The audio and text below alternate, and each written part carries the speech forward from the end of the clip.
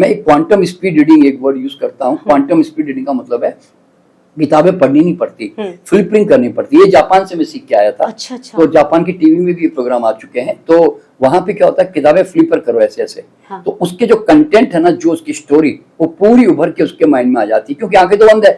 तो उसको तो बंद आंखों में वो पूरे कंटेंट है ना, ऐसे विजन और इंट्यूशन के रूप में फील होने लगते हैं। और उसके बाद आप बच्चे को पूछो, बेटा ये किताब आपने ऐसे फ्लिपिंग की 2-3 मिनट 5 मिनट, अब आप बताओ इसमें क्या स्टोरी थी, वो पूरी स्टोरी बता देगा आपको। ये मुझे पहली बार पता चला।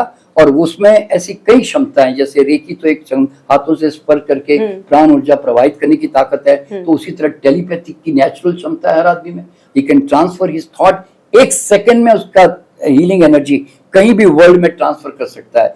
Everywhere he is and everything is here. ये पहली बार पता चला कि हमारी चेतना हर जगह पे मौजूद है और हर जगह हमारे साथ यहाँ पर है। तो ब्रह्मांड में हम एक सेकंड में कहीं भी ट्रैवल कर सकते हैं।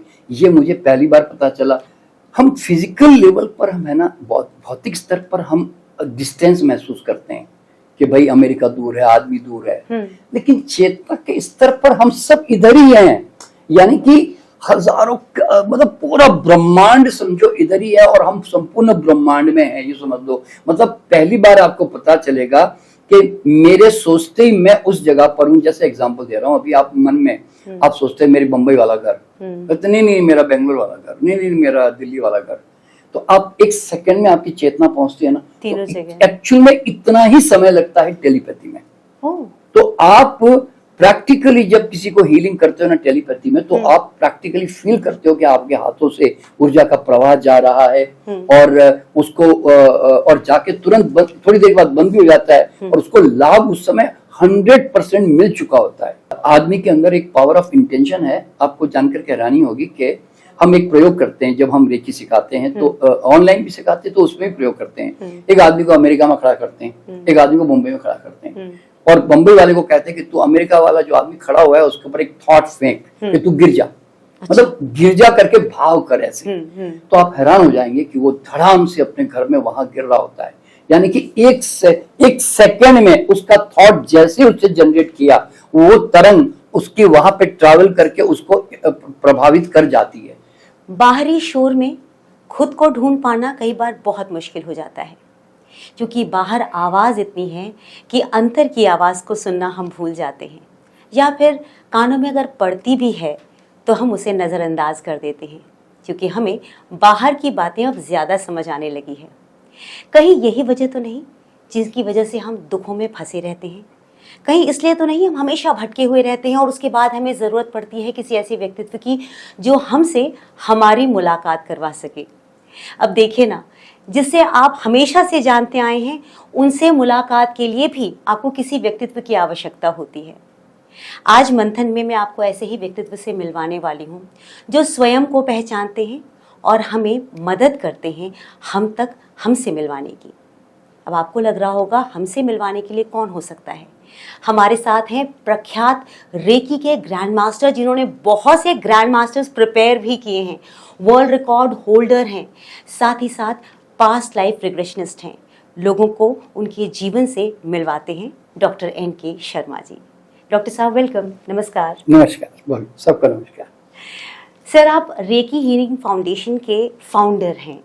आपने क्या सोच करके इसका नींव जो है रखा? क्या आपके मन में पूरे दुनिया को बदल देने का इरादा था, या फिर आपने सोचा था कि छोटे छोटे स्तर पर मैं लोगों को उनसे आत्म साक्षात्कार करवाऊंगा? शुरुआत में जब मैंने यात्रा की थी तो मुझे नहीं पता था कि वास्तव में मैं क्या चाहता हूँ, मुझे क्या करना है। समय के साथ साथ मुझे लगता है कि हमारा जो ब्लूप्रिंट है, जो हमारा फूल है, वो कलर एक समय आने पर खिल के हमें पता चलता है कि हम वास्तव में इस कलर के व्यक्तित्व हैं। अच्छा, ऐसा? क्योंकि तो शुरुआत में तो एक ही चीज़ थी कि क्योंकि गरीब घर में पैदा हुए हैं, तो एक ही दिमाग में रहता था कि भाई कुछ पढ़ाई करनी है, कुछ पैसा कमाना है और कुछ जीवन में कुछ न कुछ बनना है भाई। तो शुरुआत में कोई इतना बड़ा कोई विजन था नहीं, कोई सपना था भी नहीं, क्योंकि जब गरीब घर में पैदा होते हैं ना तो आदमी बहुत ज्यादा विजनरी नहीं होता। अच्छा, एक्चुअली वास्तव में आप गरीब घर से आपका तात्पर्य गरीब घर का मतलब ये है कि हम क्योंकि पंडित और ब्राह्मण परिवार से थे और मेरे पिताजी तो साधना में हर वक्त पूजा पाठ में इतने व्यस्त रहते थे कि वो शायद ऐसा सोचते थे कि जितना पूजा पाठ करेंगे तो भगवान उनको ज़्यादा कुछ दे देगा, समृद्धियाँ जो भी दे देगा।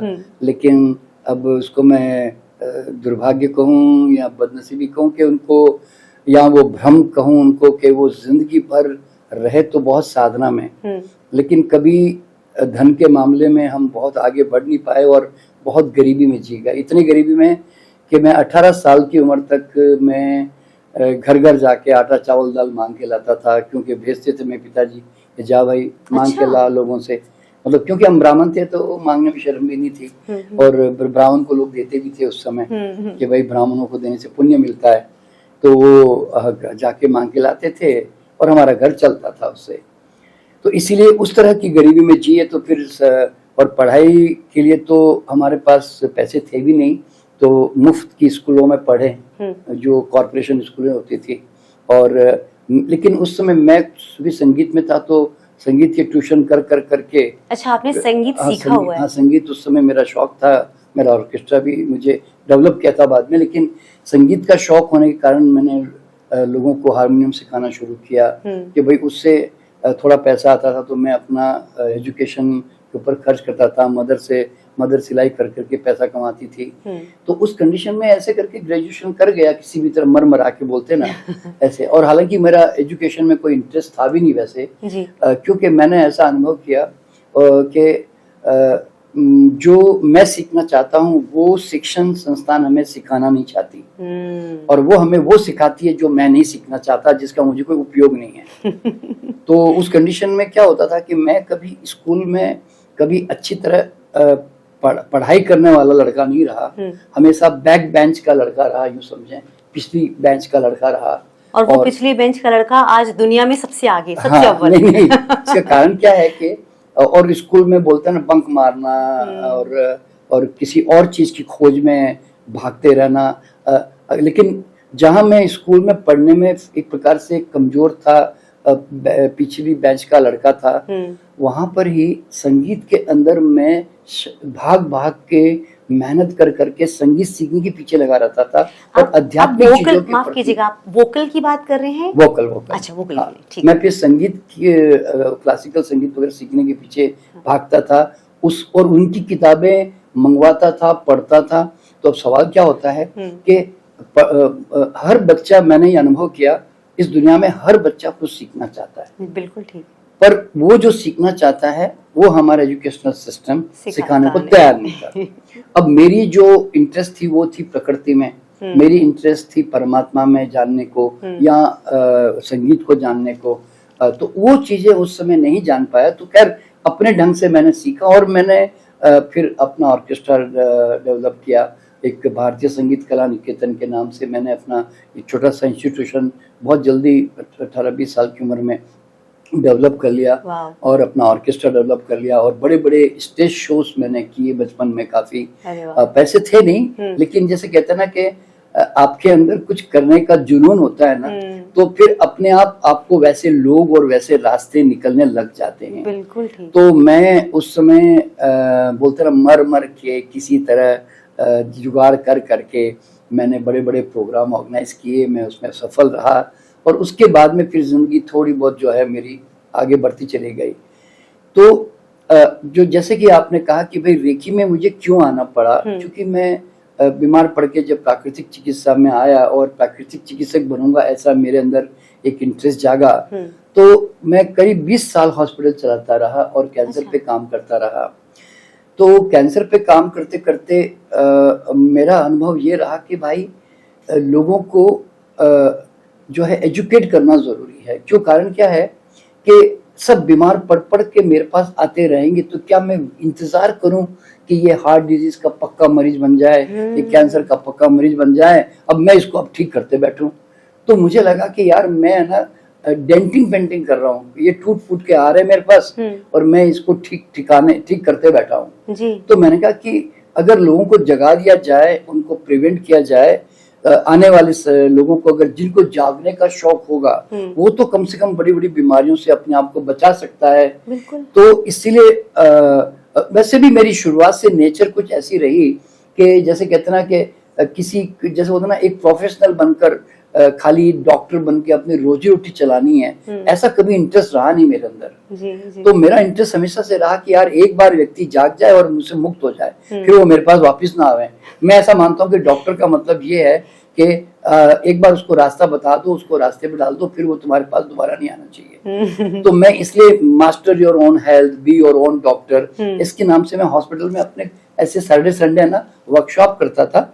और मैंने वर्कशॉप का नियम बनाया था कि अगर आप इस वर्कशॉप को अटेंड नहीं करोगे तो मैं आपको अगली बार कंसल्टेशन नहीं करूंगा। क्यों? इसका मतलब है यू आर नॉट इंटरेस्टेड, इस तरह से। तो ऐसे तो ये रुचि के कारण जो है, जैसे बोलता ना, मेरे अंदर एक बड़ी खोज थी कि यार कैसे लोगों को जगाऊं, आत्मनिर्भर बनाऊं और उनको रोग दवा मतलब इन सब से मुक्ति कर पाऊं।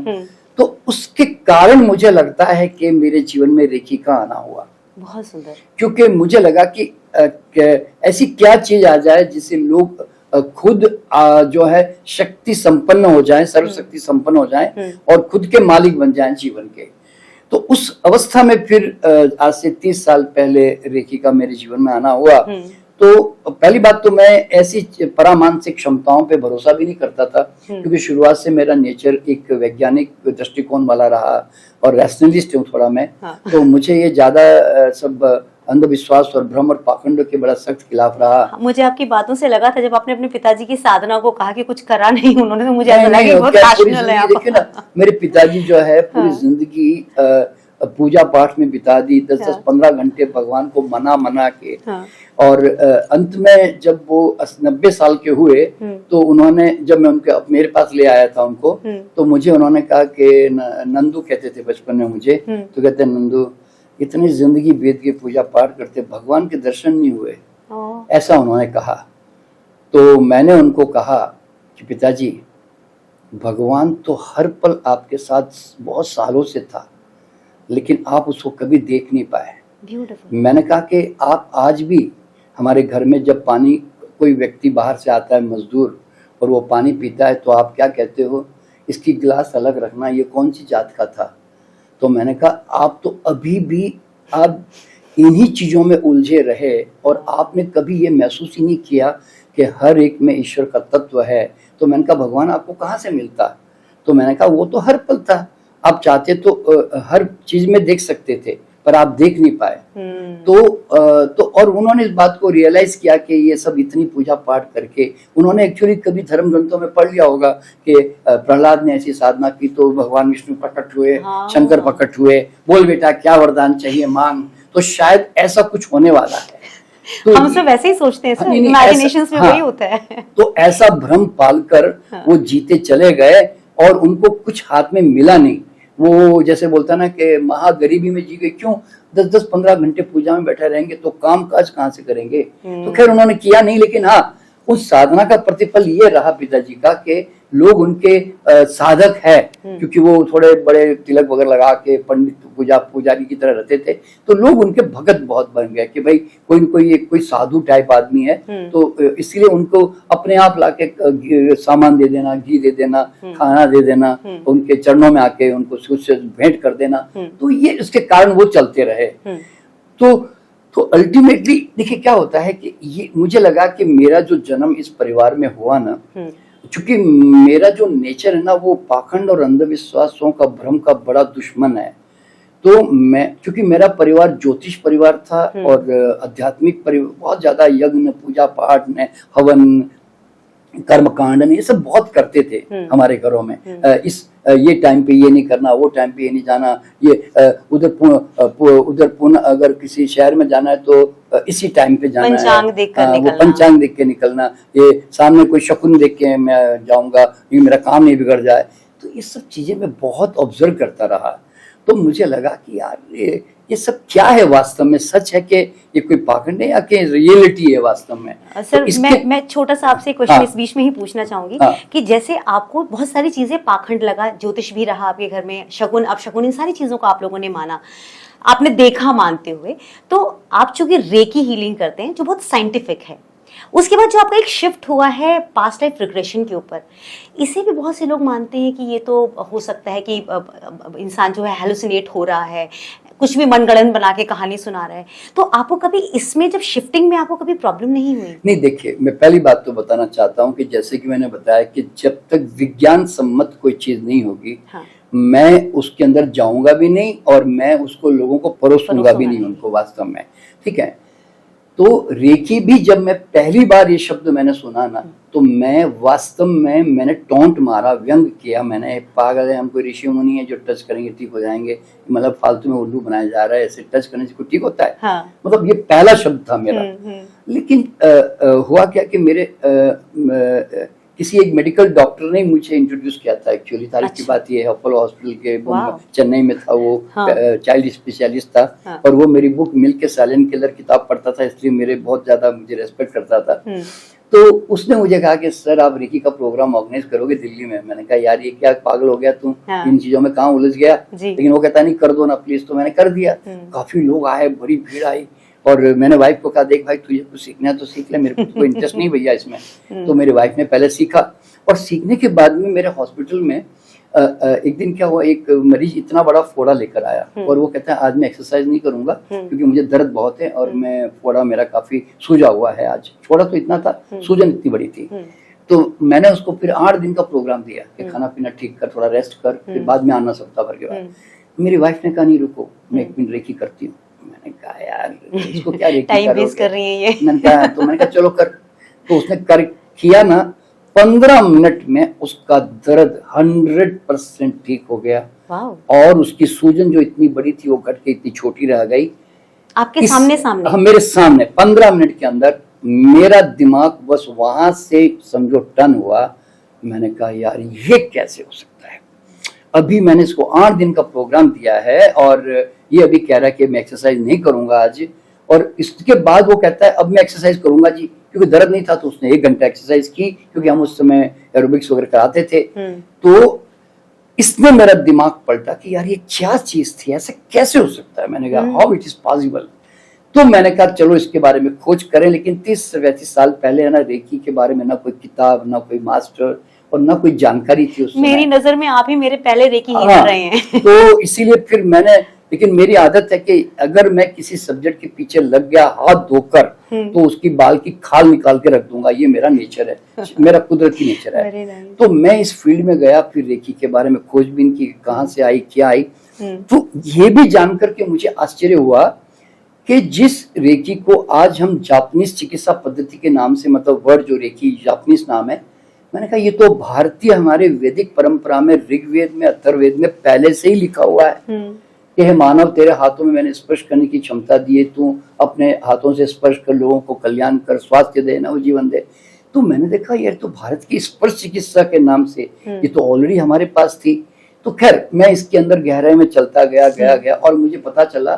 तो पहली बार मैं सूक्ष्म जगत में प्रवेश कर गया, जिसको कहते हैं कि एक प्रकार से परा विद्याएं, जो कभी परा मानसिक क्षमताएं, जो मैंने कभी सोची भी नहीं, जानी भी नहीं। तो पहली बार जब मैंने इसमें एंटर किया तो मुझे पता चला कि एक ह्यूमन बीइंग एक मामूली ह्यूमन बीइंग नहीं है, बल्कि वो अनेकों क्षमताओं का मालिक है। उसके अंदर इतनी शक्तियां भरी हुई है कि उससे भगवान को मांगने की कुछ जरूरत भी नहीं है, न किसी के पीछे भागने की जरूरत है, न बाबाओं के पीछे, न कोई ज्योतिष के पीछे, न कोई तांत्रिक के पीछे, बल्कि ही इज द क्रिएटर। और मुझे यह लगा कि वो बिल्कुल परमात्मा की तरह सर्वशक्ति संपन्न है। अगर वो जो चाहे इस संसार में रच सकता है, वो जो चाहे समस्याओं को सुलझा भी सकता है। ये मुझे पहली बार पता चला। और उसमें ऐसी कई क्षमताएं, जैसे रेकी तो एक हाथों से स्पर्श करके प्राण ऊर्जा प्रवाहित करने की ताकत है, तो उसी तरह टेलीपैथिक की नेचुरल क्षमता है हर आदमी में। He can transfer his thought, 1 second में उसका हीलिंग एनर्जी कहीं भी वर्ल्ड में ट्रांसफर कर सकता है। यानी कि ये हर आदमी की कॉमन क्षमता है। ऐसा नहीं कि कोई साधना करनी है, कोई तपस्या करनी है, कोई देवता प्रसन्न करना है, ऐसा भी नहीं है। हर आदमी के भीतर 5 इंद्रियों की तरफ, वो भी, ये भी एक इंद्री जो बोलते हैं सेंसस, उसके अंदर रखी हुई है, उसको बस जानना है, यूज करना, इतना सिंपल है, बता रहा हूँ। तो anybody can do telepathic communication. वो हीलिंग कर सकता है दूर से, वो लोगों के माइंड में बदलाव ला सकता है, वो किसी के ऊर्जा क्षेत्र में घुसकर या किसी परिस्थिति में जाकर वहां पर एक पॉजिटिव चेंजेस लेकर आ सकता है। तो मतलब everywhere he is and everything is here. ये पहली बार पता चला कि हमारी चेतना हर जगह पे मौजूद है और हर जगह हमारे साथ यहाँ पर है। तो ब्रह्मांड में हम 1 सेकंड में कहीं भी ट्रैवल कर सकते हैं, ये मुझे पहली बार पता चला। आपने खुद ट्रैवल करके देखा? हाँ, अरे हर आदमी कर सकता है। मैं तो लाखों, अब हम तो 1 मिलियन लोगों को सिखा चुके हैं। हाँ। हर स्टूडेंट करता है ये काम। जितने मैंने लोगों को सिखाया सब लोग किए जा रहे हैं, और कई बार तो मैं कहता हूँ मेरे से भी बेहतर करते हैं, ऐसे भी लोग हैं। मतलब इतनी अद्भुत क्षमता है ये। तो मतलब जो ट्रैवल करते हैं, माफ कीजिएगा, जो ये चेतना इनकी ट्रैवल करती है, कॉन्शियसनेस ट्रैवल करती है, ये पास्ट में जाती है या फ्यूचर में भी जाती है? नहीं, देखिए क्या होता है कि हम फिजिकल लेवल पर, हम है ना, भौतिक स्तर पर हम डिस्टेंस महसूस करते हैं कि भाई अमेरिका दूर है, आदमी दूर है, लेकिन चेतना के स्तर पर हम सब इधर ही हैं। यानी कि हजारों, मतलब पूरा ब्रह्मांड समझो इधर ही है और हम संपूर्ण ब्रह्मांड में हैं, ये समझ लो। मतलब पहली बार आपको पता चलेगा कि मेरे सोचते ही मैं उस जगह पर हूँ। जैसे एग्जांपल दे रहा हूँ, अभी आप मन में आप सोचते हैं मेरी बम्बई वाला घर, नहीं मेरा बेंगलोर वाला घर, नहीं मेरा दिल्ली वाला घर, तो आप 1 सेकंड में आपकी चेतना पहुंचती है ना, तीनों जगह। एक्चुअल में इतना ही समय लगता है टेलीपैथी में। तो आप प्रैक्टिकली जब किसी को हीलिंग करते हो ना टेलीपैथी में, तो आप प्रैक्टिकली फील करते हो कि आपके हाथों से ऊर्जा का प्रवाह जा रहा है और उसको और जाके तुरंत थोड़ी देर बाद बंद भी हो जाता है और उसको लाभ उस समय 100% मिल चुका होता है, इस तरह से। तो ये प्रयोग जो है, अब तो हम तो हजारों मरीजों पे कर चुके हैं। तो और ये कोई भी व्यक्ति सीख के कर सकता है। बस मैं उसी क्षमता शक्ति की बात करता हूं जिसपे कोई साधना नहीं है, बता दूं। सिर्फ आपके जैसे आंख नाक कान से कोई बोले कि सब आंख से कैसे देखना है, तो मैं कहूंगा पल के उठा और देख। हाँ। तो इतना सरल है, बता रहा हूँ। ये जितनी बातें मैं बता रहा हूँ, रेकी भी एक्टिवेट करना सरल है, हाँ। टेलीपैथी करना सरल है, और फिर इसके साथ साथ में आदमी के अंदर एक पावर ऑफ इंटेंशन है। आपको जानकर हैरानी होगी कि हम एक प्रयोग करते हैं जब हम रेकी सिखाते हैं, तो ऑनलाइन भी सिखाते हैं, तो उसमें भी प्रयोग करते हैं। एक आदमी को अमेरिका में खड़ा करते हैं, एक आदमी को मुंबई में खड़ा करते हैं, और बम्बई वाले को कहते हैं कि तू अमेरिका वाला जो आदमी खड़ा हुआ है उसके ऊपर एक थॉट फेंक कि तू गिर जा। मतलब गिर जा करके भाव कर ऐसे। तो आप हैरान हो जाएंगे कि वो धड़ाम से अपने घर में वहां गिर रहा होता है। यानी कि एक सेकेंड में उसका थॉट जैसे उससे जनरेट किया, वो तरंग उसकी वहां पे ट्रैवल करके उसको प्रभावित कर जाती है। तो ये प्रयोग मैं जानबूझ करके स्टूडेंट से इसलिए करवाता हूं ताकि स्टूडेंट को भरोसा हो कि भाई मतलब ये तो बिल्कुल जैसे बोलता है कि चमत्कार जैसा लगता है, लेकिन चमत्कार क्या है, अज्ञानियों की भाषा है। ये आपको पता नहीं है कि आपके thought travel faster than the light speed. Sir, मुझे ऐसा लग रहा है आपकी बात सुन के ना कि ये सारी चीजें जो हम बंद आंखों में सोचते हैं, हमारा डिफरेंस इतना ही है, एक बंद आंख है, खुली आंख है ना, बस इतना ही अंतर है। और वो बंद आंखों के अंदर जो खुल जाती है, हाँ। उसके माध्यम से हमें सूक्ष्म जगत में सब कुछ नजर आता है। एक्चुअली क्या है मालूम है, सूक्ष्म, देखिए हमारे 2 जगत है ना, भौतिक और सूक्ष्म। तो सूक्ष्म जगत में जो है ना, हमारे भाव, हमारे विचार, हमारे वो 1 सेकंड में कहीं पर भी ट्रैवल कर जाते हैं, इन्फ्लुएंस कर जाते हैं। तो ये इन्फ्लुएंस जो है ना, आप उसके माइंड में इन्फ्लुएंस कर सकते हैं। कोई नेगेटिव हो गया तो पॉजिटिव में कन्वर्ट कर सकते हैं, कोई बीमार है तो उसको एनर्जी देकर उसके अंदर चेंजेस लेके आ सकते हैं। तो ये क्षमता हर आदमी में होती है, ये हमने सिद्ध करके दिखा दिया, मतलब लाखों लोगों को। अच्छा, इसके बाद पावर ऑफ इंटेंशन का मतलब है थॉट ट्रांसमिशन। आपके थॉट कितने जल्दी ट्रांसमिट होते हैं, है ना। और इसी तरह हर आदमी में पावर ऑफ थर्ड आई होती है। आपने भी देखा होगा, साधना के ऊपर भी शायद ऐसे प्रोग्राम हुए होंगे आपके उस समय कि आंखों में पट्टी बांध के बच्चे को जो है किताब पढ़ लेना। हाँ, तो अब आप जरा सोचिए, हमने 20,000 से ज्यादा बच्चों पे हमने ये मतलब ट्रेनिंग देके सिखा दिया हम लोगों ने। और एक समय में, अब तो आजकल नहीं कर रहा हूँ मैं काम, तो वो बच्चे, कोई भी बच्चा ले आओ ना, आप गरीब से गरीब ले आओ, अमीर से अमीर ले आओ, कोई बच्चा ले आओ, 7-8 साल से लेकर 10 साल 15 साल के बीच, उस बच्चे को थोड़ा सा एक ब्रेन एक्सरसाइज कराते हैं और उसके बाद वो बच्चा एकदम मतलब तैयार हो जाता है। हाँ। और वो कोई भी किताब पढ़ना कि दीवार के पीछे कौन बैठा है, आपके शरीर में क्या बीमारियां हैं, आप क्या विचार कर रहे हैं, आपकी जेब में कितने पैसे रखे हैं, एवरीथिंग दे कैन सी। क्यों? Wow. जब आंखें ही बंद है तब तो फिर सब कुछ उनके अंदर की आंख इतना क्लियरली देख रही है कि मैंने जिन बच्चों से किताबें पढ़वाई, नॉर्मल कंडीशन में वो बड़ा स्लो रीडर है, हाँ। और आंखें बंद करने के बाद में फट फट फट करके पढ़ रहे हैं। तो और मैंने बहुत तरह के प्रयोग करवाए इसमें। मैं एक क्वांटम स्पीड रीडिंग एक वर्ड यूज करता हूँ। क्वांटम स्पीड रीडिंग का मतलब है किताबें पढ़नी नहीं पड़ती, फ्लिपिंग करनी पड़ती है। ये जापान से मैं सीख के आया था। अच्छा। तो जापान की टीवी में भी प्रोग्राम आ चुके हैं। तो वहां पे क्या होता है, किताबें फ्लिपर करो ऐसे ऐसे, हाँ। तो उसके जो कंटेंट है ना, जो उसकी स्टोरी, वो पूरी उभर के उसके माइंड में आ जाती है, क्योंकि आंखें तो बंद है। तो उसको तो बंद आंखों में वो पूरे कंटेंट है ना, ऐसे विजन और इंट्यूशन के रूप में फील होने लगते हैं। और उसके बाद आप बच्चे को पूछो, बेटा ये किताब आपने ऐसे फ्लिपरिंग की 2-3 मिनट 5 मिनट, अब आप बताओ इसमें क्या स्टोरी थी, वो पूरी स्टोरी बता देगा आपको। My God. तो मतलब इतनी बड़ी क्षमता, यानी कि देखिए अल्टीमेटली इस बातों से सिद्ध क्या होता है, एवरीथिंग इज एनर्जी। और हमारे पास में साइकिक एबिलिटी या साइकिक सेंसेस हैं कि जिससे हम सूक्ष्म तरंगों को बड़ी आसानी से पकड़ सकते हैं, और ये हर बच्चे की क्षमता होती है। और ये बड़ा दुर्भाग्य का विषय है कि बच्चे के अंदर ये जो बचपन से जो क्षमता मिली हुई है, वो बाद में जाकर यूज न होने के कारण धीरे धीरे डिमिनिश हो जाती है।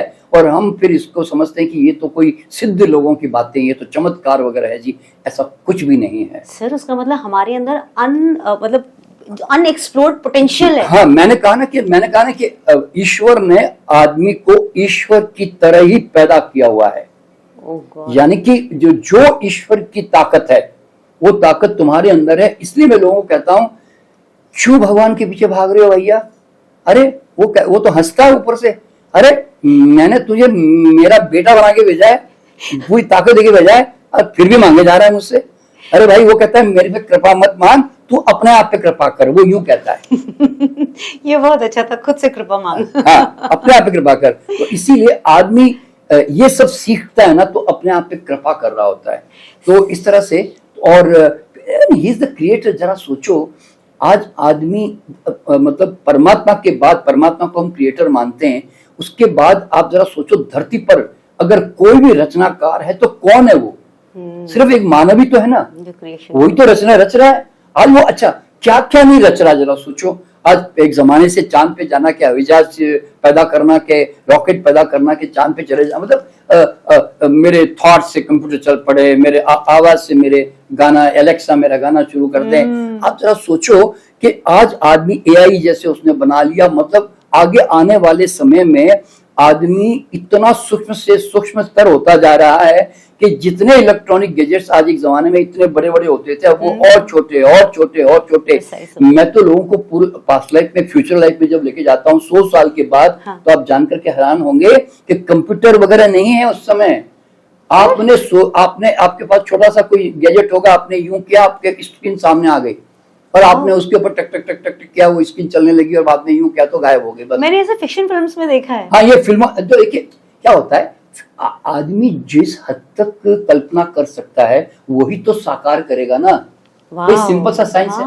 अगर आदमी सोचता था यार मैं चांद पे चला जाता काश, तो एक जमाने में सोचा होगा, तभी तो चांद पे जाने का प्रयास कर रहा है। तो आदमी सोचता है यार मेरे विचार से कुछ चीजें चल पड़े, मेरे मतलब जो व्यक्ति आज कल्पना करता जा रहा है ना, फिल्मों के माध्यम से भी, मैं कहता हूँ आज नहीं तो कल वो फलीभूत होगी। क्यों?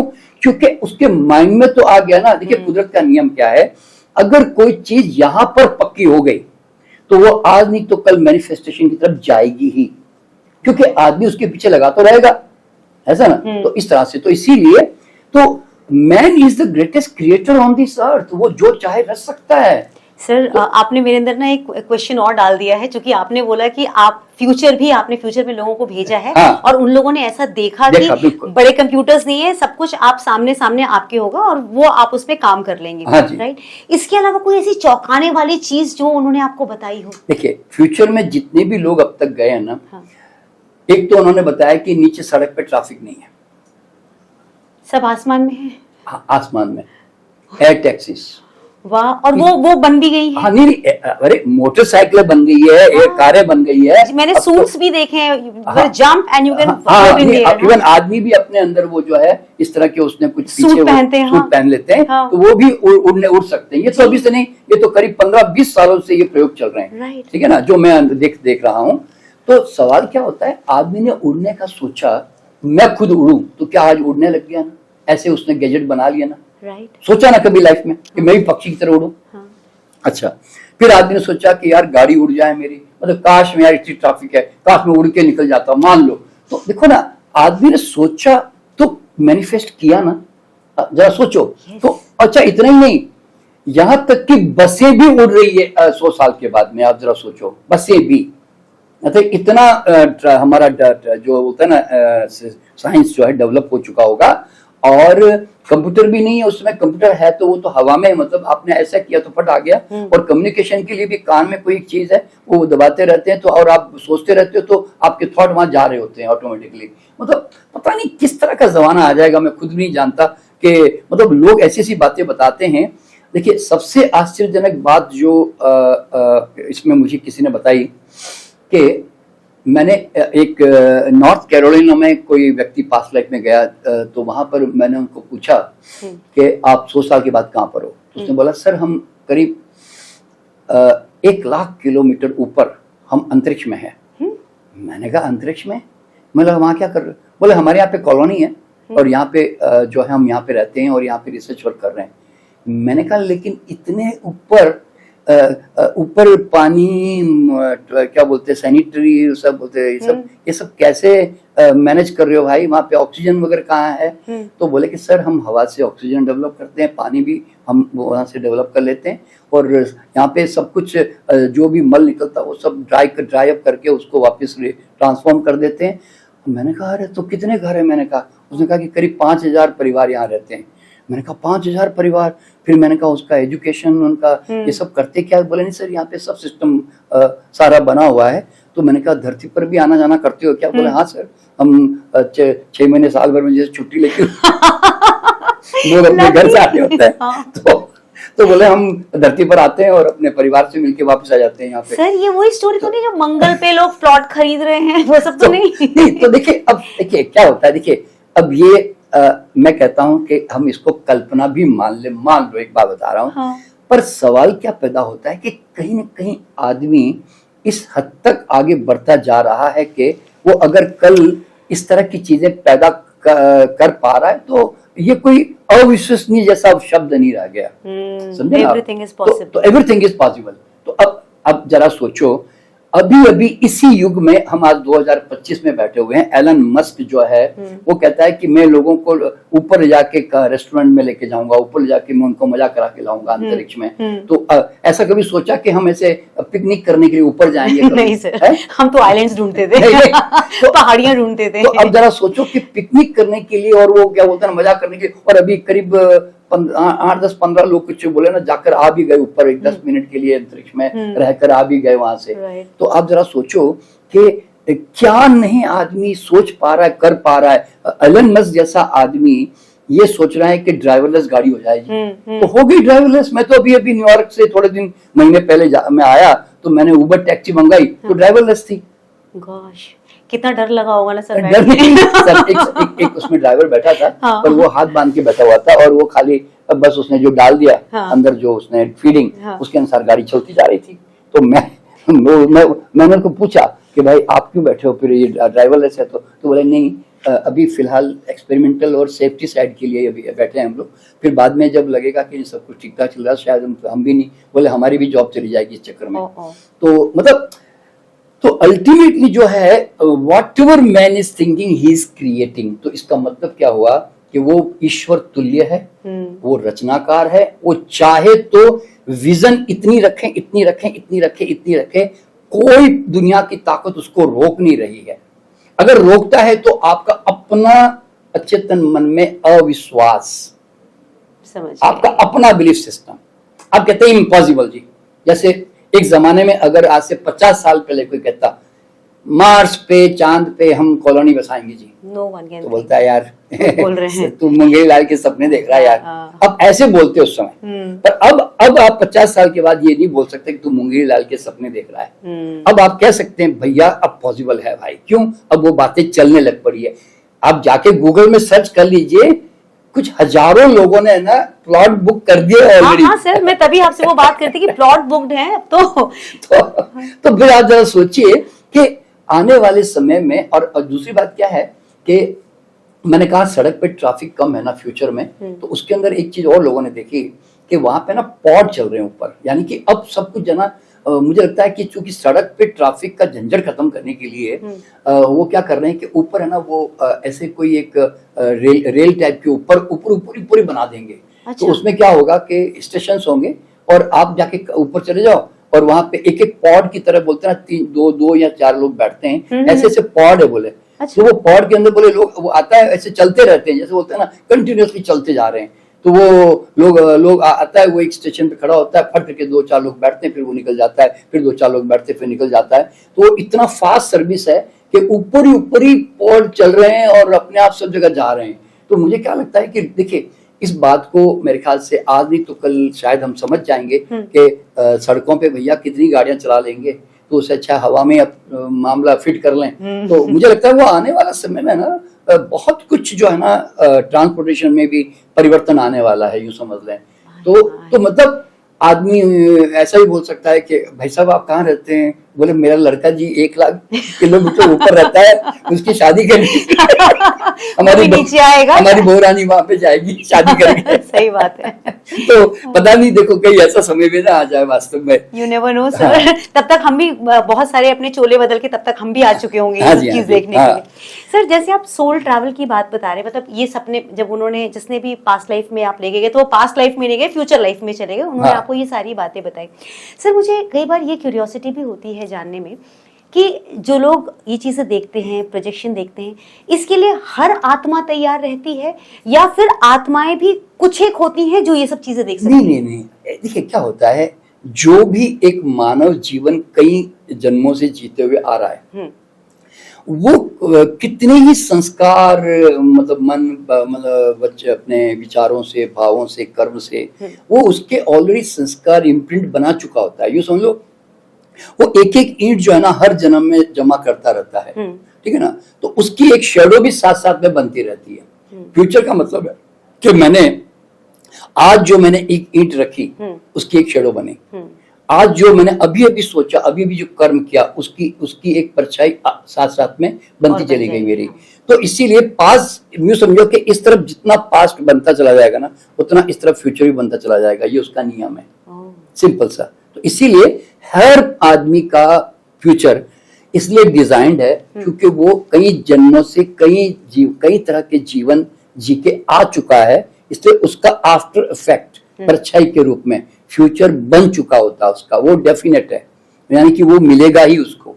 सर इसमें ना एक मतलब आध्यात्मिक क्वेश्चन है, मैं वो जानना चाहूंगी आपसे कि जो हम कर्म करके आते हैं, हमें यूजुअली बोला होता है कि एवरीथिंग इज प्रीडेस्टिन्ड। जो लोग पास्ट लाइफ में जाते हैं वो अपने कर्मों के आधार पे समझ जाते हैं हमने इस जन्म में जो भी हम झेल रहे हैं क्यों झेल रहे हैं, मतलब एवरीथिंग इज प्रीडेस्टिन्ड, जो भी हमारा पास्ट है उसके हिसाब से।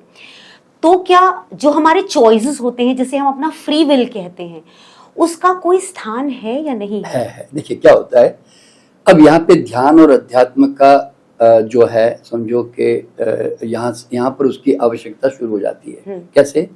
ध्यान क्या है? जाग कर होश में आ जाना, साक्षी भाव में आ जाना, जिससे आप कॉन्शियस चॉइस कर सकते हो अपनी मर्जी वाला। समझे ना? आज आदमी क्यों उसका फ्यूचर ऑलरेडी बना रहेगा और उसमें कोई परिवर्तन नहीं होगा? क्योंकि वो बेहोश है, वो अभी अनकॉन्शियसली जिए जा रहा है और उसमें वो जाग कर अभी इमीडिएटली अभी कोई एक्शन चेंज नहीं कर रहा है वो, समझे ना? इसीलिए उसका फ्यूचर डेफिनेट रहेगा ही। लेकिन अगर वो जाग गया ध्यान करके या अध्यात्म के मार्ग पे जाकर और वो होश में आ गया, देखिए यूं समझ लें, एग्जांपल दे रहा हूं कि अभी तक मैं बेहोश था, तो मैं मर्जी आए वो जंक फूड खाया जा रहा था और मैं एक दिन उसका मुझे परिणाम मिल गया क्योंकि मैं बेहोश था। लेकिन आज मैं होश में आ गया तो मैं अब थोड़ी हेल्दी चॉइस करने लग गया हूं। तो अब मेरा फ्यूचर, अब जो आज जो मैं चॉइस करूंगा कॉन्शियस चॉइस, तो अब मेरा भविष्य उसके अनुसार जो है ना विकसित होने लगेगा।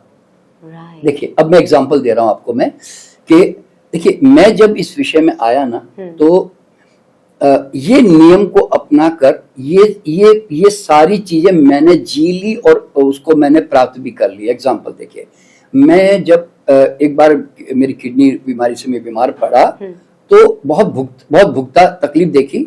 तो उसके बाद मेरे मन में आया कि यार बीमार अब आज के बाद नहीं पड़ना, बस बहुत हो गया। हाँ।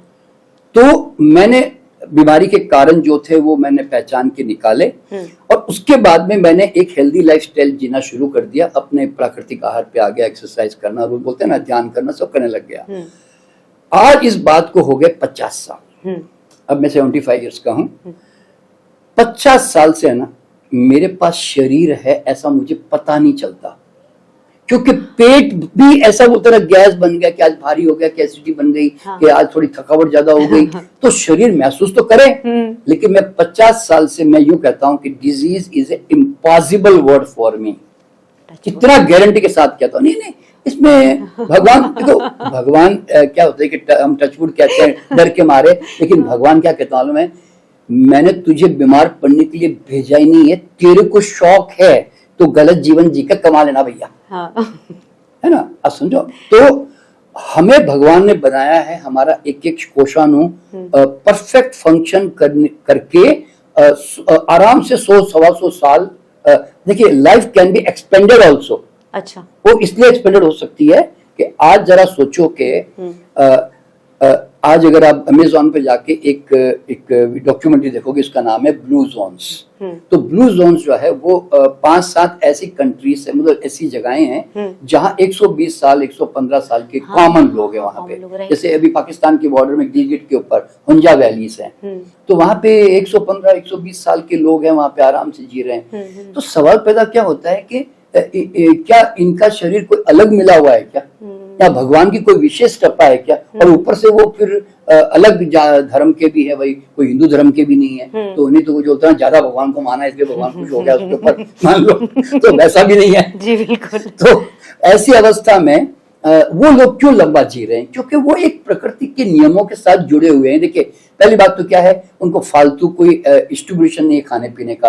उनको मेहनत करते हैं, भूख लगी तो खाना खाते हैं, खाते तो वहाँ का जो लोकल नेचुरली ग्रोन होता है वो ऑर्गेनिक वो चीजें खा रहे होते हैं, और अपना पहाड़ों पे उतरना चढ़ना मेहनत कर रहे होते हैं, और रोज आपस में मिलकर नाचते कूदते हैं, हंसते खेलते हैं। कोई क्योंकि वहाँ कोई टेंशन तो है नहीं, कोई टीवी वीवी है नहीं, कोई वहाँ पे रेडियो वीडियो है नहीं, कुछ है नहीं। तो अब जरा सोचो, तो अल्टीमेटली क्या होता है कि आप तो बीमार नहीं पड़ने के लिए डिजाइंड है, ठीक है ना। तो मैं भी वो नियम समझ गया, तो अब मेरे लिए बीमारी इम्पॉसिबल हो गई। और वो समझकर मैंने मेरे परिवार, जो अभी मेरे बच्चे 40-45 साल के हैं, अच्छा, उनको भी मैंने आज तक कोई वैक्सीनेशन नहीं, कोई दवा नहीं, कोई डॉक्टर नहीं, कभी उनको बीमार नहीं पड़ने दिया। क्यों?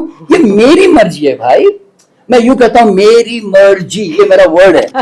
वो गाना है ना, मेरी मर्जी, गोविंदा का गाना, तो मैं चाहे ये करूं, मैं चाहे तो भगवान, तो मैं भी भगवान से कहता हूँ कि भैया ये तो मेरी मर्जी है, मैं अपने घर को कैसे बनाऊं, समझे ना।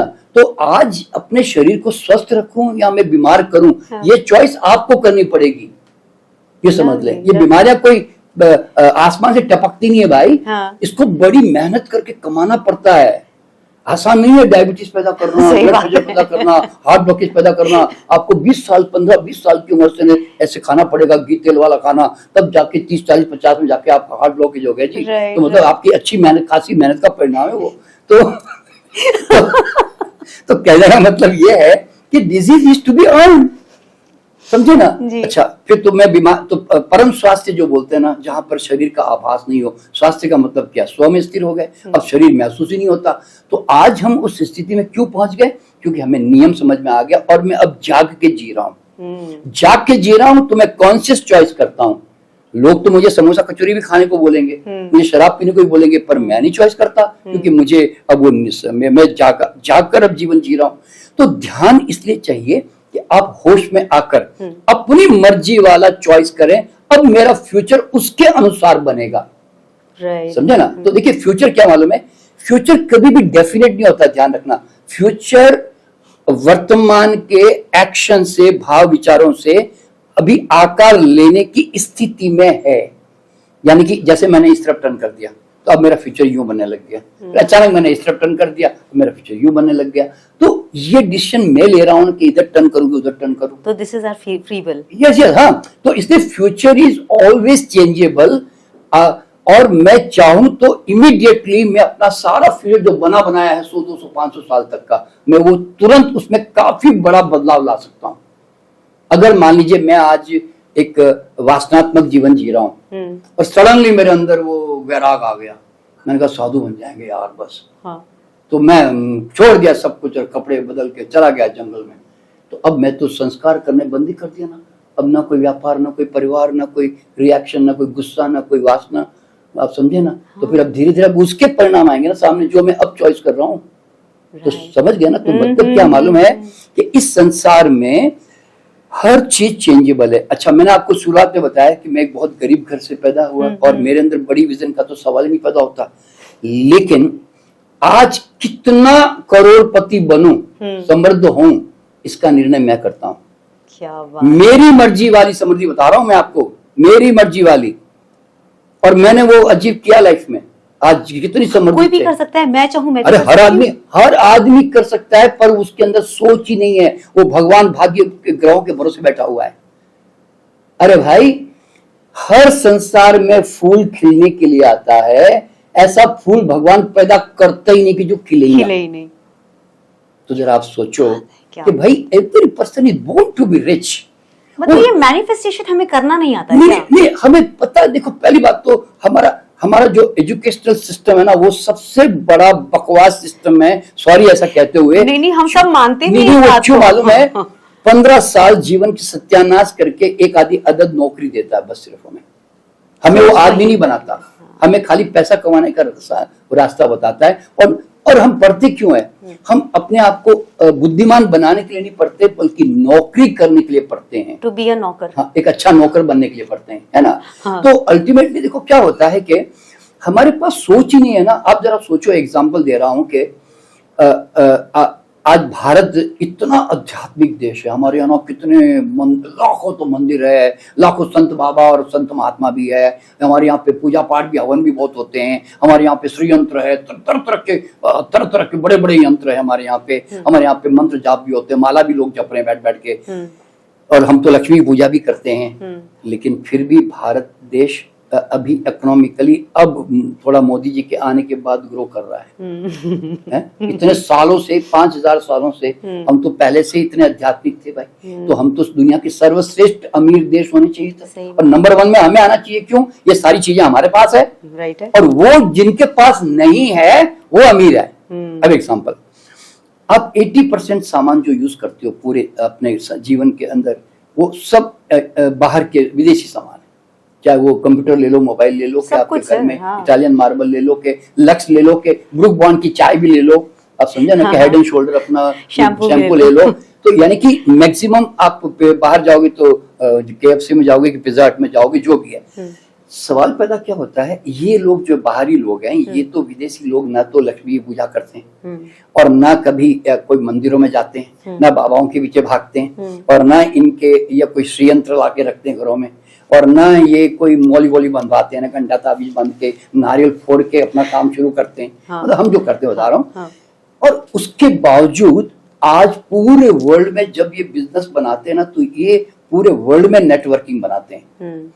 तो भाई, अब इंडिया से बाहर जाओ, भारत का एक ब्रांड आपको वहां नहीं मिलेगा। मैं ऐसा नहीं कि भारत देश, देखिए मेरा भारत महान है, लेकिन सर अब धीरे धीरे जो है मेड इन इंडिया हो ब्रांड नहीं है, वहां पे ब्रांड नहीं है। वहां पे क्या है, हल्दीराम का भुजिया है और MDH के मसाले हैं बस अभी फिलहाल। तो कहने का मतलब क्या है, वहाँ पर हमें जल्दी जल्दी काम करना पड़ेगा। इस बात के ऊपर बहुत मजा हो गया हमारा। नहीं, देखिए मैं मेरा एक गाना बहुत प्रसिद्ध है कि जहाँ डाल डाल पर सोने की चिड़िया करती है, सिर्फ वो भारत देश है मेरा। मैं आई लव माई इंडिया, और मैं बहुत नसीब मानता हूँ कि भारत देश में पैदा हुआ। क्यों मालूम है? यहाँ पे जो ज्ञान हमारे ऋषि मुनियों ने दिया है ना, वो संसार में कहीं पर भी ऐसा ज्ञान आज तक किसी ने नहीं दिया। तो इसलिए मैं भारत को महान मानता हूँ। लेकिन सवाल क्या होता है, हमारे पास इतने सारे तंत्र मंत्र यंत्र, सारी भगवान, इतने सारे देवी देवता ने, इतने भगवान होने के बावजूद भी आज हम वो जो बोलते हैं सफाई, समृद्धि, सिस्टम, क्या बोलते हैं, ईमानदारी, रेस्पॉन्सिबिलिटी, ये अभी तक अनुशासन वगैरह आज हम वो नहीं कमा पाए अब तक भी। जबकि बाहर जाओ तो सिस्टम, कोई काम एक फटाफट जल्दी होता है, मतलब सिस्टमेटिकली होता है, अच्छी क्वालिटी का चीज पैदा होती है, ऐसे मतलब। तो कहने का मतलब क्या होता है कि ये विदेशी लोग जो है ना, तो ये लोग क्या करते हैं, ये क्यों अमीर है, क्योंकि ये सिस्टम को फॉलो करते हैं, इन्होंने एक नियम बना दिए हैं। आज उनके बड़े बड़े बिजनेस डेवलपमेंट होते तो कोई मालिक थोड़ी खड़ा होकर बिजनेस कर रहा होता लाला की तरह, नहीं। अरे वो उनसे ऐसा सिस्टम बना लिया, वो मालिक आराम से बैठा हुआ है रिजॉर्ट के अंदर और उसके ऑटो मोड पे बिजनेस चल रहे हैं। आज टाटा भी अगर काम करते हैं थोड़ी कोई खुद जाके खड़े होते हैं, वो तो एक सिस्टम बना देते हैं। तो मतलब क्या होता है कि उन्होंने कॉर्पोरेट कल्चर दिया ना हमें उन्होंने बिजनेस का सिस्टम दिया ना। तो सवाल क्या होता है कि पैसा पैसे के नियम से आता है, सफलता सफलता के नियम से पैदा होती है। अभी जैसे मैं एग्जांपल दे रहा हूं, देखिए ये बहुत जरूरी बात है हमारे लोगों को जानने के लिए। एक बेंगलोर में एक MTR होटल है, MTR नाम सुना होगा आजकल, उसके बहुत सारे मसाले आते हैं, आजकल मसाले भी नहीं, वो रॉयली वगैरह आती है आजकल। मैं तो बेंगलोर का, वैसे बेंगलोर का प्रोडक्ट हूँ। तो मैं बचपन में, जब आज से 65 साल पहले, जब मैं 10 साल का था उस समय, तब से मैं उसके होटल में खाने जाता था। तो उस समय 1-1, 2-2 घंटे लाइन में खड़ा होता था। आज भी उस समय, अच्छा, हाँ, बल्कि नाम लिखा के सुबह 6:30 बजे जाके नाम लिखवा के नहा धो के आके बाद में आराम से जाके 8 बजे लाइन में खड़े होते थे। हाँ। ये समझ लो। हाँ।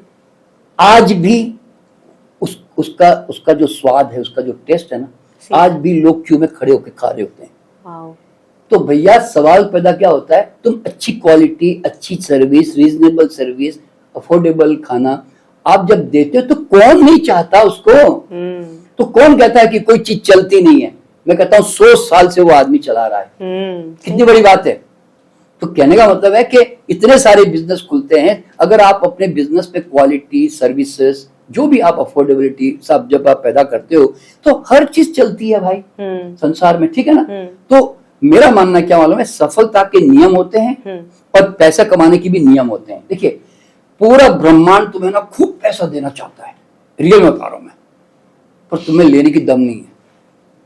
मुझे वो टेक्निक सीखना पड़ेगा, पैसे कैसे कमाएं। इससे देखिए क्या होता है, आप कोई ना कोई क्षेत्र में काम तो करते हो ना। हाँ। मैं कहता हूं आप अगर किसी क्षेत्र में घुसते हो ना, आप उसके मास्टर बन जाओ, उसके अंदर जाके उसको ऐसा चाट लो पूरे सब्जेक्ट को कि तुम्हारे रग रग में वो सब्जेक्ट समा जाए, and you become the expert in your skill, what ever talent you have. तुम कारपेंटर हो, कि मैकेनिक हो, कि तुम अच्छे कुक हो, कि तुम अच्छे बिजनेसमैन, जो भी हो तुम। आज आप ऐसा नहीं कहते कि भाई साहब अच्छा डॉक्टर है क्या, अच्छा वकील है क्या, अच्छा प्लम्बर है क्या, अच्छा मैकेनिक है क्या, भाई साहब पानी पूरी कहाँ अच्छी मिलती है। अब तो हर चीज अच्छी खोज रहे ना भाई। भाई अचार किसका अच्छा मिलता है जी, everything you are searching the best ना। तो मैं कहता हूँ तुम अपने विषय में बेस्ट बन जाओ ना भैया, लोग तुम्हारी खोज कर रहे हैं। यानी कि पैसा देने को दुनिया तैयार है, तुम्हारे अंदर लेने की ताकत नहीं है। बहुत अच्छा सर, अब हमारे पास सिर्फ 10 मिनट बचे हैं, तो मैं सोची शॉर्ट क्वेश्चंस आपसे पूछ लेती हूं। बोलिए बिल्कुल। आपने कभी एलियन से मुलाकात की अपने पास्ट लाइफ रिग्रेशन के दौरान? नहीं, देखिए एलियन के बारे में ऐसा मुझे किसी ने हिंट दिया था जब मैं किसी को लेके गया, किसी को रिग्रेस कर रहे थे। हाँ, रिग्रेशन में कि क्या एलियन का वर्ड है, तो उन्होंने कहा हाँ, ब्रह्मांड में हम सिर्फ अकेले नहीं है। ऐसा उन्होंने ऐसा नहीं कहा कि एलियन की शक्ल देखिए एलियन को मिले, ऐसा नहीं है।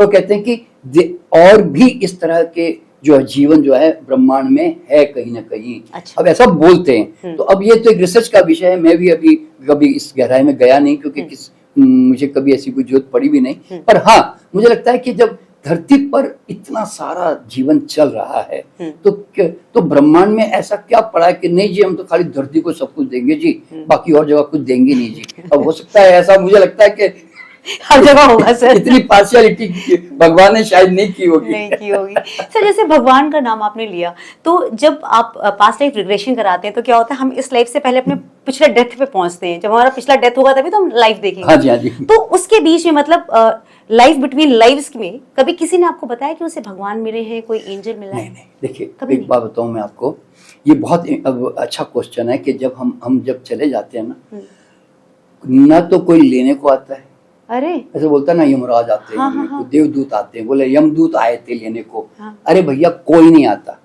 तुम मरा नहीं कि तेरी चेतना सीधी खट करके बाहर निकल के सीधी रोशनी में जाने लग जाती है, बस सुनो। और ना ऊपर कोई वेट कर रहा होता है, जैसे वो आपके बोलते हैं ना मेरे पेरेंट्स, मेरी वाइफ चली गई थी पहले, तो मेरे पिताजी चले गए तो वो वेट कर रहे होंगे। हाँ। कोई भी वेट नहीं करता, पहली बात। सर आपने तो सपना ही तोड़ दिया। हाँ, नहीं सच में भी वेट नहीं करता, बता रहा हूँ। You travel to your own heights, और आप अपने डायमेंशन में ट्रैवल करते हैं। क्यों मालूम है? पिताजी ने क्या कर्म किया, तुमने क्या कर्म किया, सब एक जगह जैसे कैसे चले जाएंगे भैया? तुमने मान लो पुण्य कर्म बहुत किए, तुमने सेवाएं की, तुम्हारे पिताजी थोड़े नॉर्मल लाइफ वासनात्मक जी गए, तो वो तो उस जगह पे जाएंगे, वो अलग डायमेंशन में जाएंगे, बोलते हैं स्तर होते हैं, समझे ना, बोलते हैं ना।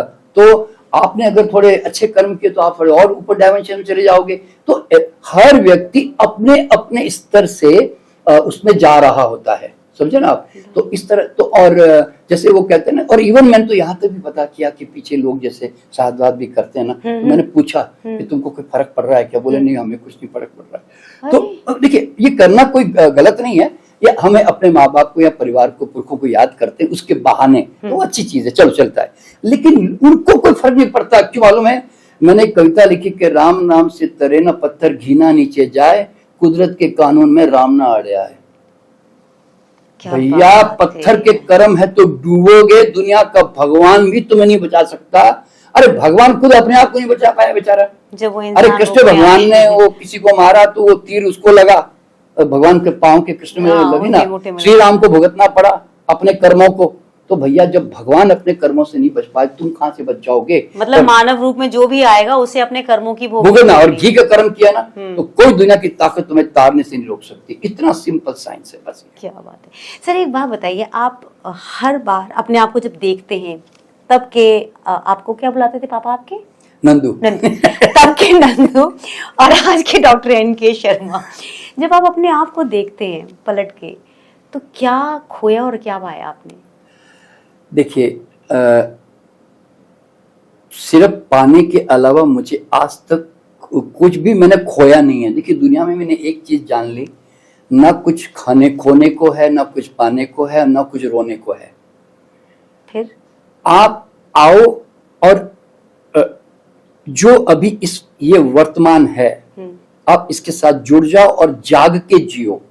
ध्यान इसलिए जरूरी है कि बेहोशी में जीवन जियोगे तो आप जीवन का मजा नहीं ले पाओगे। जाग के जियोगे तो हर पल आप आनंद में जी जाओगे, वरना आप पास्ट और फ्यूचर में रहकर आप हर वक्त उसी के अंदर जूझते रहोगे, लड़ते रहोगे। प्रेजेंट में नहीं जी पाते। प्रेजेंट में देखो आदत नहीं है। देखिए भगवान बुद्ध में आप में कोई बड़ा अंतर नहीं, ध्यान रखना। भगवान बुद्ध वर्तमान में रहकर शांत होने का अभ्यास करते हैं, तुम अशांत होकर पास्ट और फ्यूचर में भागने का प्रैक्टिस करते हो। तो what you practice you become that. तो सिंपल सी साइंस है ना भाई, जो तुम अभ्यास करोगे वही तो जाओगे। तुम शांति का अभ्यास करते ही नहीं है। और भगवान बुद्ध कौन से चमत्कार का काम कर रहे हैं भाई? वो उन्होंने समझ लिया कि यार अशांति का अभ्यास किया, इससे कम वक्त अशांत हो गया था, अब मैं शांति का अभ्यास करता हूँ। तो ऐसे बैठे रहते हैं आराम से। तो आप तो बैठते नहीं ऐसे। हाँ, ये बात भी तो सही है। कहने का मतलब क्या है कि you have to make a choice. तो मेरे जीवन में है ना, मैंने आनंद का स्तोत्र खोज लिया है, तो अब दुनिया की कोई ताकत मेरी मर्जी के बिना मुझे दुखी नहीं कर सकती। क्या बात है। मैंने एक शेर लिखा, हम हर जहन्नुम को जन्नत में बदल देते हैं। हम हर जहन्नुम को जन्नत में बदल देते हैं, इसलिए खुदा भी डरता है मुझको जहन्नुम में भेजने को। क्या बात है सर, मजा आ गया। अच्छा अब आखिरी का एक आध क्वेश्चन और पूछ लेती हूँ। हाँ जी, हाँ जी। आप जब अपनी आंखें बंद करते हैं तो अपनी अंतरात्मा से हमेशा हम लोग सब कोई बात करता है, तो जब आप अपनी आंखें बंद करके अपनी आत्मा से बात करते हैं तो आत्मा आपको क्या कहती है कि बेटा तुमने बहुत अच्छा प्रोजेक्शन किया है अपने आप को, तुमने वो किया जो सही था, या अभी कुछ कमी रह गई है, अभी तुम्हें बहुत काम करना है? देखिए मेरे अंदर जब भी मैं झांकता हूँ ना, और मैं मंदिर में भी जाके खड़ा होता हूँ भगवान के सामने, तो मैं कहता हूँ कि भाई मुझे सूर्य की तरह प्रकाशमान बना, ताकि मैं अपनी रोशनी से लोगों के जीवन के अंधेरे मिटा सकूं।